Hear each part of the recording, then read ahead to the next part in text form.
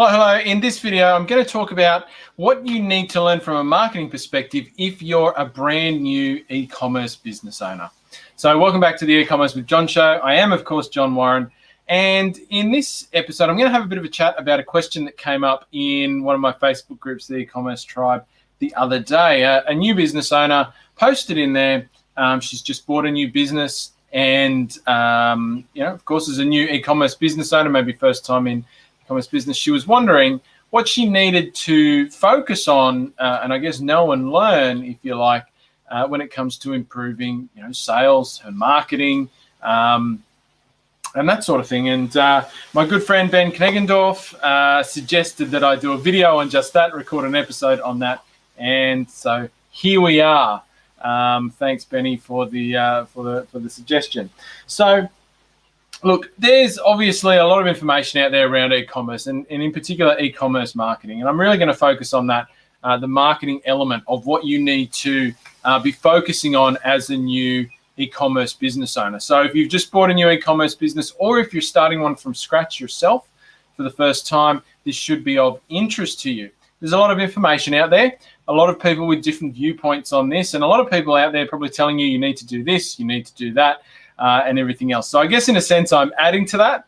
I'll leave it to you whether you take what I have to say with a grain of salt or not.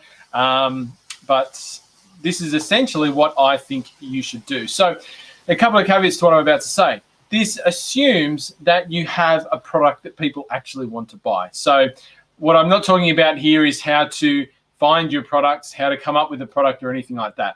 What I'm talking about in this video, in this recording, is just the marketing perspective. So assuming you have a product that people actually want to buy, and the reason I say that is because if you have a terrible product that nobody wants to buy, then all the marketing in the world is not going to solve that problem, and you need to go back to the drawing board. So the first place you need to start, like if you've just picked up a new business or you're getting into a new business yourself, if you haven't done it already, before you do any actual marketing or trying to sell to people, what you really need to do is a little bit of research. And you need to research three things. The first thing you need to research is your target customer or your ideal customer. Who is the best person in the world to buy your products? And that's the person who you're going to be marketing to, who you're going to be doing customer service with, who you might be creating content for. And it's really critically important that you understand that person or group of people as much as you can, because that's going to make a lot of the other things you'll do later on much, much easier. So while there's a lot of things you can research about people, you really do need to have a clear view of who that person is, their demographics, so just the basic stuff. How old are they likely to be? Are they male or female, or is it an even split? Where do they live? Generally, what's their average income likely to be? Are they high income earners? Are they middle class, or are they lower income earners? What type of jobs might they do, particularly if your product is related to a particular industry or B2B. You want to know what places they frequent online. So are there particular, say, social networks that they're more likely to favor? Or are there forums that they might hang out in? Are there Facebook groups they hang out in? Are there, likely to be some big Facebook pages that they follow online? Researching as much of that stuff as possible is really great, because it's going to give you a bit of a head start as to where down the track you're going to be reaching out to find those people and attract them to your website and to your products. You want to know, and this one is really important for me, you want to know what problems your product solves for those customers. So what problem are they experiencing right now that is going to lead them to buy your product as the solution to that problem? And it's really great to know that, because once again, knowing that can inform how you communicate with your ideal customers. What are you talking to them about? What content are you building for them? What are you putting in your ads to grab their attention and bring them to your site? What are you putting in your sales copy on your site? Like, how are you actually selling your product? Because at the end of the day, ultimately, people buy physical products to solve a problem that leads to a desire for something. Subconsciously or consciously, that's why we buy things. And so if you can tap into that root sort of problem and desire that your target customers have, then it's going to be easier for you to sell products to get their attention and to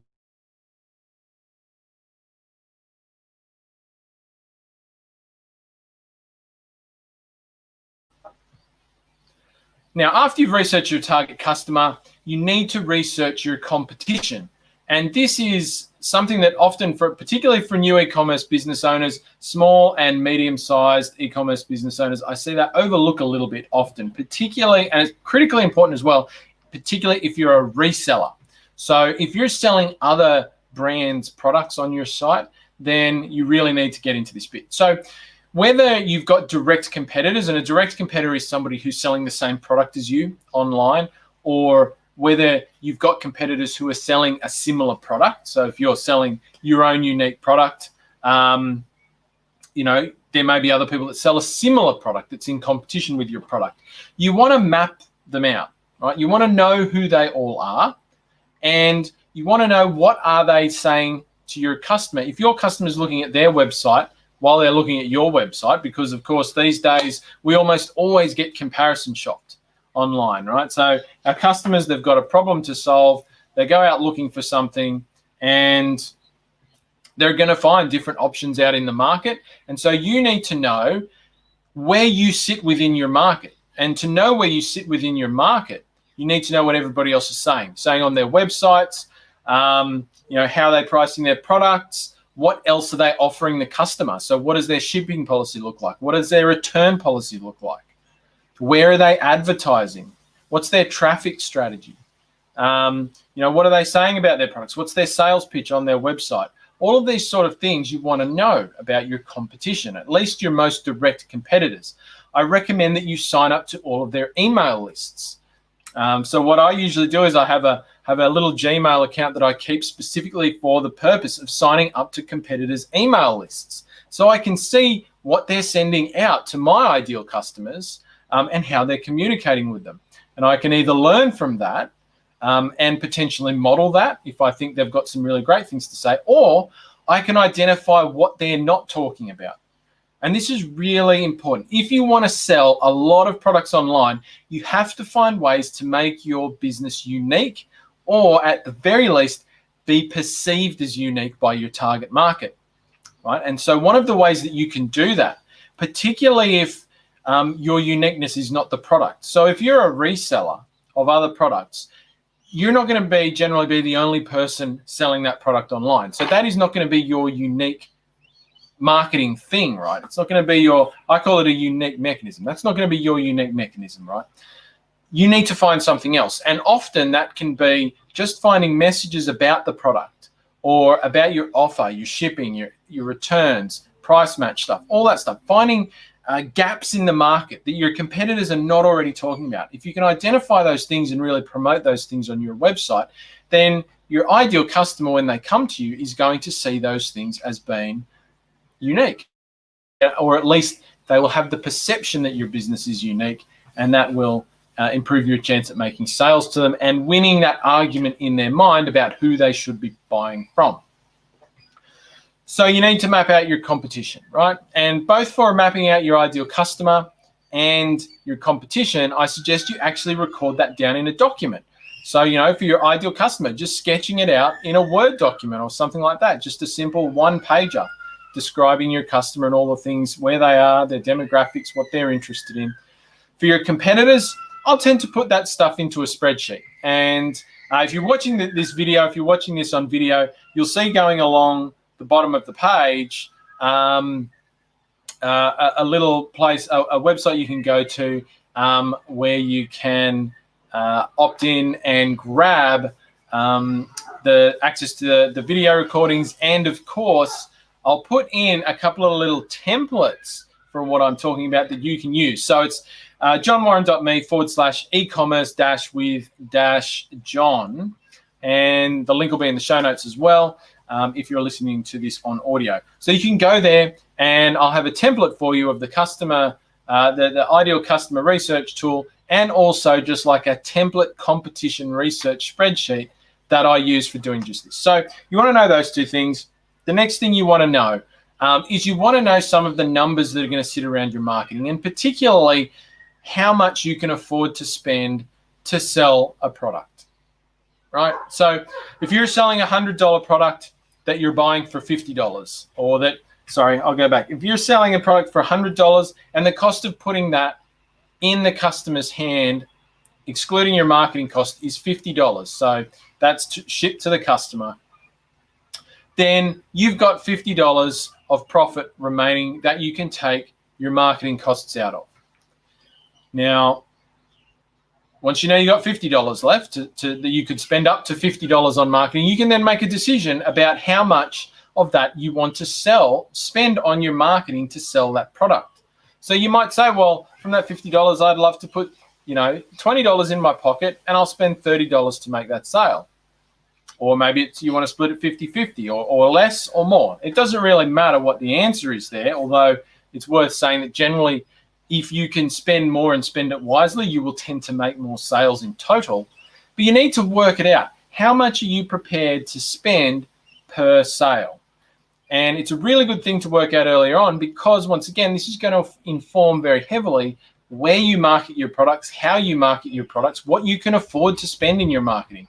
One of the worst mistakes you can do is go out and just start running paid ads here, there, and everywhere when you don't even understand how much you can actually spend to make a sale.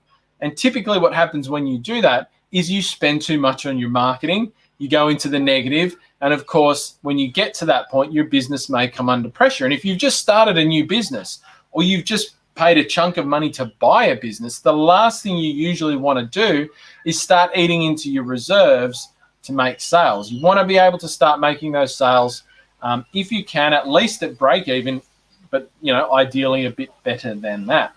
So you need to work out the numbers around your business. Now, once you've done that research, so that's the first part. You need to do that research. You need to work out all that stuff. From there, and particularly in the case of if you've just bought a website, but also if you're setting one up for the first time, you need to work out how to optimize your website, your product pages particularly.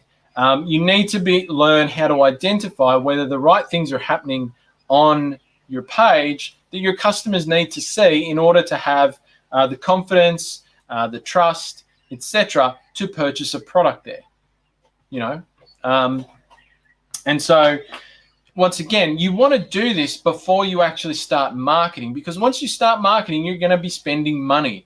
And if your site is not set up to actually take that traffic and turn that traffic into paying customers, then your marketing efforts may well be wasted, your money may be wasted, and at the very least, your time may be wasted. So learning what you need to see, or what your customer needs to see on your site generally to move forward with a sale is very important, or at least learning how to assess a page, particularly if you bought a site. I mean, you may have bought a site, and if you're new to e-commerce, unfortunately, you may have bought a site that's not set up particularly well. And so you need to work out, right, what's missing here, or what do I think's missing here at the very least, and what can I test to try and improve that.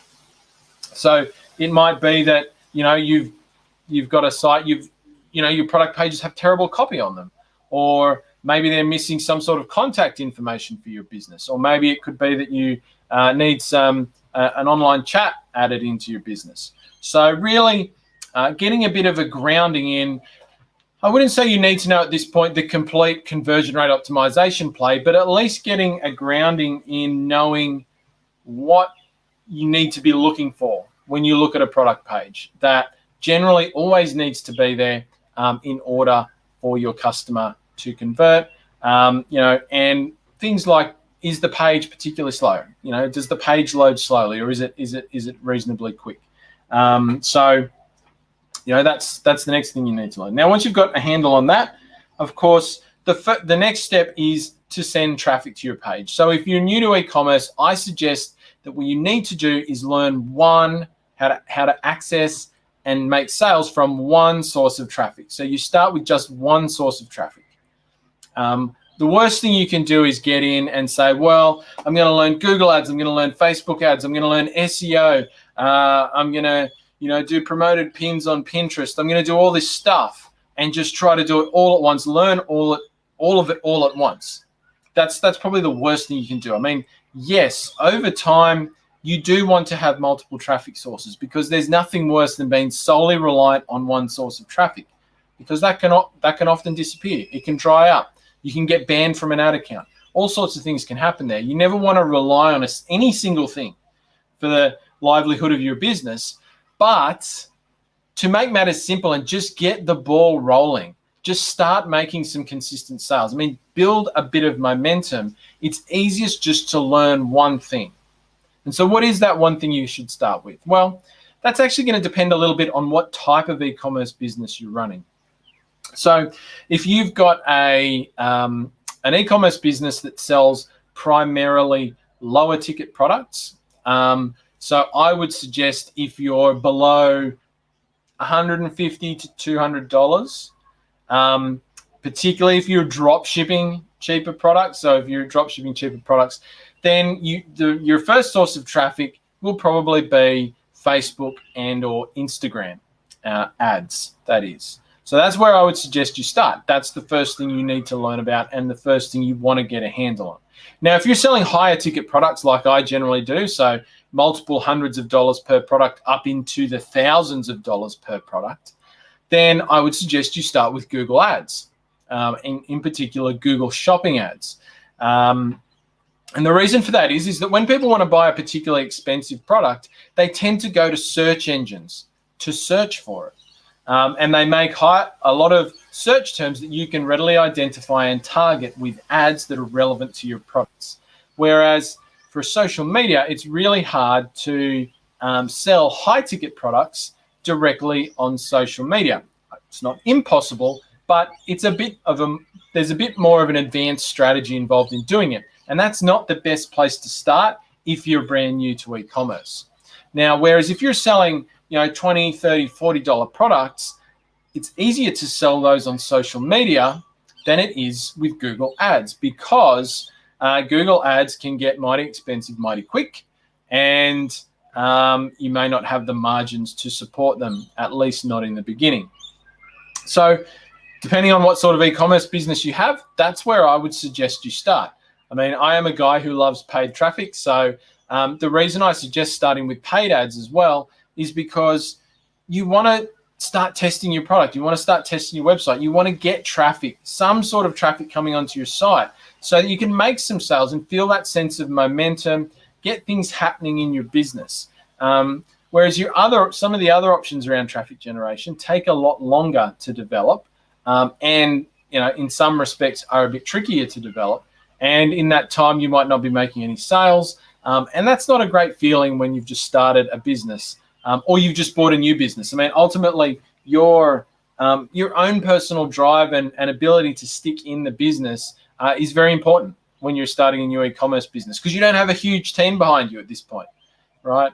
It's really just you driving things along. And if you get discouraged, sick of it, and all of that sort of thing because nothing's happening, that actually can mean that you just quit out. And, people every day quit out of e-commerce businesses just for that reason, and it's a real shame. So I suggest where you want to start is with something that's going to get you traffic onto your site, has a decent chance of conversion, and it gives you something to work with to improve your business. It's really hard to improve an e-commerce business if you don't have any traffic whatsoever. Now, once you've started that first source of traffic, once it's up and running, it's rolling, and you're getting more confident with that, then you want to turn your attention to learning retargeting and email marketing.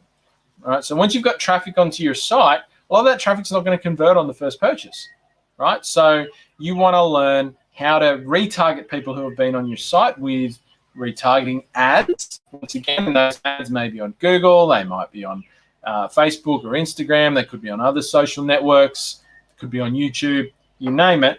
You want to learn how to do that, and at the same time also you want to learn email marketing, because once you have traffic onto your site, you now have an opportunity to capture people's email addresses. And email marketing is a fantastic strategy to turn existing traffic into customers by building a relationship, maintaining a relationship, and communicating with people and to the point that they're ready to purchase from you. So retargeting and email marketing are really about making the most from that front end traffic that you're sending to your site, or making more out of it. And so when you're starting to get traffic now, it's really relevant that you start doing those things. So you need to learn how to set up your remarketing tags and all that sort of thing on your website, and how to build audiences, what audiences to build, and then how to put together retargeting ads, what they should look like, what you should say in them. You need to learn all of that stuff. Now, the answers to those things are very dependent on the products you sell, the nature of your e-commerce business. So there's definitely no one-size-fits-all answer, but those are the things you need to work out. On the case of email marketing, you need to learn how to get people to join your email list when they're on your site. How do you build a list? And then once you've worked out how to start getting some email signups onto your list, aside from new customers, although they are also very important, you need to learn, what do I need to send to people? What should I be sending people? How many emails should I be sending to people? Should I be always selling or mixing it up with other things? And so that's very important. And email marketing is something that really feels like it starts off fairly slow, because your list doesn't grow super fast in the beginning, but over time it gets bigger and bigger, and the results from it start to snowball faster and faster. And so it's really a good idea that you get started with that fairly on in your business. I think the mistake a lot of e-commerce business owners make is they get started and they get really focused on their ads, which is good, but they get too focused on it for too long, and then they work out 12 months into their business, oh man, I wish I'd been building an email list, or I wish I'd been emailing all of these people that I'm getting customer data from who are now really cold. And that tends to be a regret that some people have, that they didn't do it sooner. So get started with that when you can. Now, once you've got a handle on your website optimization, your first traffic source, and your retargeting and email marketing, I suggest, and this is probably one that a lot of people don't want to hear or don't want to agree with, but I suggest that's the time you start looking into content marketing and SEO, so search engine optimization, which is basically a set of practices that you employ in your business to make your website more attractive in Google's index, and to start generating organic traffic from search engines.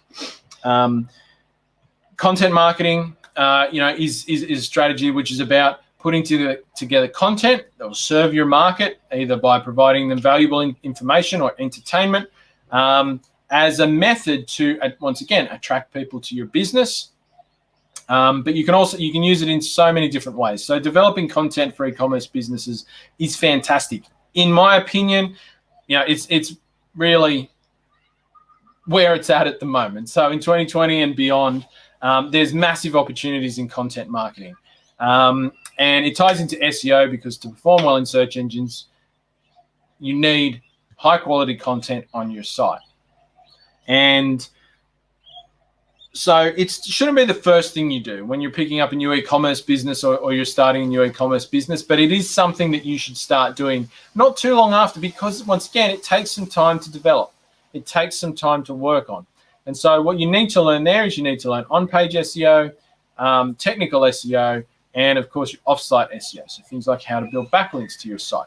To go along with that, you want to do some research into what sort of content can I put together? What format of content should I do? Should I do video content? Could I do blog content?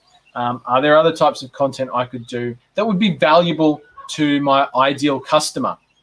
And a fantastic way to think about that is, way back at that first bit of research you did about your ideal customer, you would have looked at, well, what are the main problems that people are coming to my site to solve by buying my products? Well, that's where you start with your content. You start by producing content that answers questions or help people work out solutions to the problems they face that are relevant to your market and your products. It's easy. You should know the answers to those things. If you don't know the answers to the problems that your customers have, then your business is probably going to struggle the whole way through. So that's where you start. Now, once you're getting a handle on all of these things that I've mentioned, right? And this is going to take some time, by the way. This is not going to happen in a week. It's not going to happen in a month. At this point, you're probably 3 to 6 months in at best, right? And that's the reality here. People want to think that you're going to learn e-commerce marketing in a month or two, or a couple of weeks. It's not going to happen. It's just not going to happen. I want to be realistic about that.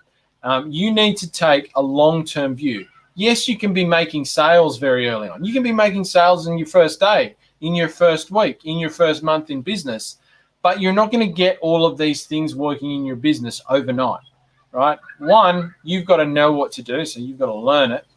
And then you've got to implement it or hire somebody to implement it. And that brings me to the next point. I'm talking about all these things, and it might seem like I'm suggesting that you as the business owner must do all of these things all the time. And while that could be the case, it doesn't have to be the case. So many of the things that I've already mentioned, you can get help with by outsourcing, right? And that's really the next thing to get your head around. To really level up an e-commerce business, you have to start using other people to help you do that. You cannot do it all yourself. One, it's a super quick way to burn yourself out, of course. But two, as your business grows, you're just not going to have capacity. You're going to get to a point where you can't answer the phone more. You can't answer all the emails. The online chat gets overwhelming. Processing orders gets too much, right? And so you need to be bringing people in to your business to help take some of that load off you. So someone to process your orders, someone to manage your customer service. If you want to, you can hire people to work to help you do SEO tasks, to help you manage your ads, if you're doing Facebook or Google ads. Now, the reason why I didn't say that you should start by hiring somebody to do those things is because, truly, I don't believe you should. I think it's really important to understand the strategies behind those things before you hire someone. If I had, like, honestly, in my 7 years in e-commerce, the amount of times I've heard of e-commerce business owners who went out straight away and hired someone to run their traffic for them, and they didn't even know what that person was doing. And that person was doing a really terrible job. They paid them for 3 to 6 months, thousands of dollars a month, and then it worked out at some point that that person had been doing the wrong thing the whole time. But they didn't know that for a long time because they didn't actually know what a well-managed Google Ads account should look like, for example. And so, and particularly in the case of SEO, you need to understand what needs to happen, right? Because there are so many scammers out there. There are so many people that are out there that will sing you a good song, but don't know how to actually perform it, right? Or they'll tell you a story, but can't bring it to life. I don't know what the right metaphor is there, but there's just a ton of people out there who say they know how to do something. And if you don't know how to check that, if you don't know how to measure whether they are doing the right thing, then it can sometimes take quite a bit of time for you to work out that they don't know what they're doing. And so that's why I always love for people to at least get a good understanding of a particular strategy that you want to employ in your business before you hand it off to someone. But once you do, there's absolutely nothing wrong with handing it off. You're not going to be the best at everything, right? Nobody is. I'm not the best at everything. And so I work with a lot of people who help me do various things in my businesses. So after, getting a handle on some of those early things we talked about, you want to learn how to outsource work. And while you might think it's super simple to just go out and hire somebody, it's actually not. It's something that you need to learn. Like there is a certain amount of skill and art to hiring the right person, to finding the right person. Just knowing how to do a job post, how to conduct a good interview, how to build standard operating procedures for people you hire, how to validate an agency. If you're looking to go and get an agency to run your ads, how do you find a good agency?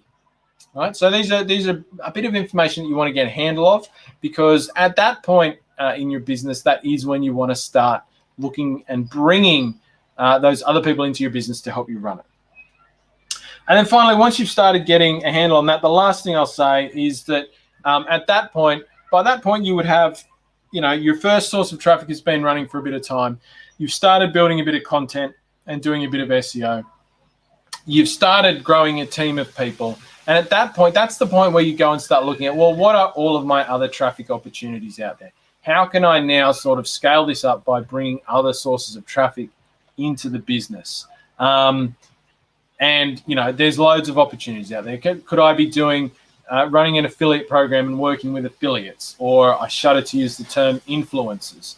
Are there joint venture opportunities out there that I could be pursuing? Are there forums, blogs that I could advertise on? Like, there's tons of different opportunities out there. And at that point, that's kind of what you want to do. That's my last step for this video, is go out and start looking for those things and start chewing off a couple at a time to add more fire to your business. And the ideal way of finding out, once again, what those opportunities are for your particular products or your particular market is, of course, going back to the research you did on your customer right at the start, because you only want to be exploring traffic opportunities that relate to your ideal customer. So places where they frequent online, people that they listen to. So, for example, if you want to go and work with influencers, then you only want to target people who your target customer, your ideal customer, already follows and listens to and likes, right? It doesn't make sense to go out and get somebody to promote your product just because they have a large following. They need to have a following, an engaged following of your ideal customers, or a majority that are your ideal customers. So if you've done the research on your customer way at the start, identifying those additional traffic opportunities past your first paid traffic and past your organic traffic, those additional traffic opportunities will be easy to identify if you know your target customer. So those are all the things you need to learn when you're a new e-commerce business owner, I think, when it comes to marketing your business. Now, it's easy to tell you what to learn, but how do you go about learning it? Like, where do you go to learn this stuff? So good thing, bad thing, maybe, I'm not sure. There are a ton of places that you can go and learn all of these marketing things that I've just talked about. So there's a ton of free information available online, and in some ways that may be the best place for you to start. So if you're talking about something like SEO, reading blogs like Backlinko, or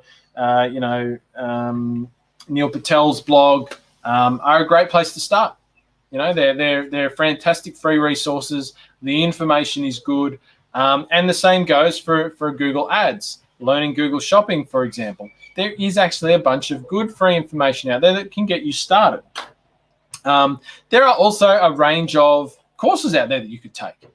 So, of course, online education, there generally is an online course out there for most things. I will say, though, that there is not a huge pool of quality courses that relate specifically to e-commerce. And this is one of the things you always have to look at things through the lens of e-commerce, right? So there are a lot of digital marketing people out there, right?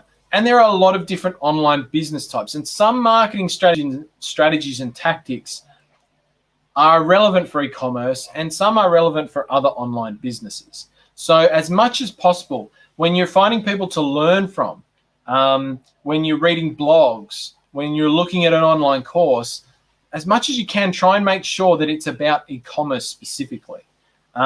Because while there are a lot of more general things that will apply to an e-commerce business, particularly when you're spending money.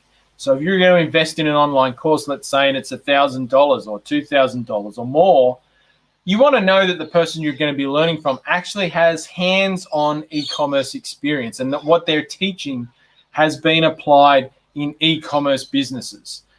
Because if you don't know that, and if you don't have confidence in that, then you won't know whether it's going to work for you or not with much confidence.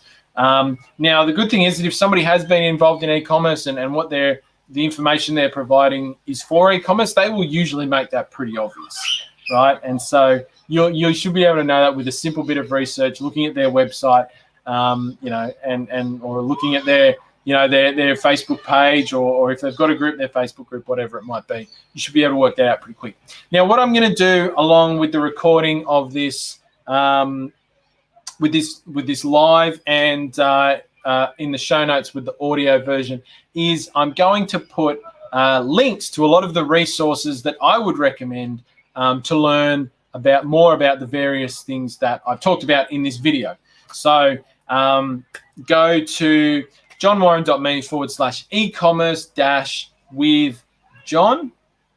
and you can get access to all of the notes, or if you see this on YouTube or on podcast, you'll be able to find it in the show notes there.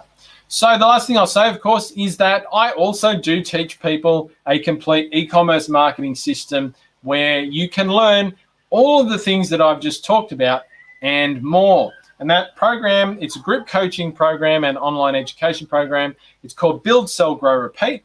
Now, if you're watching the video here, you'll see scrolling along the bottom of the screen a link to the site where you can learn more about that. So if you've been enjoying listening to me, of course, I would love to help you grow your e-commerce business. And so you can go to buildsellgrowrepeat.com/learn-more. There you'll find a little video that will explain the program to you in its entirety. So it makes a lot more sense. And of course, you will have the ability to join in and work. Would be fantastic. So in any case, thanks for listening today. Thanks to Benny and our Facebook group member, Tiffany, for the question. And I'll see you all in the next episode.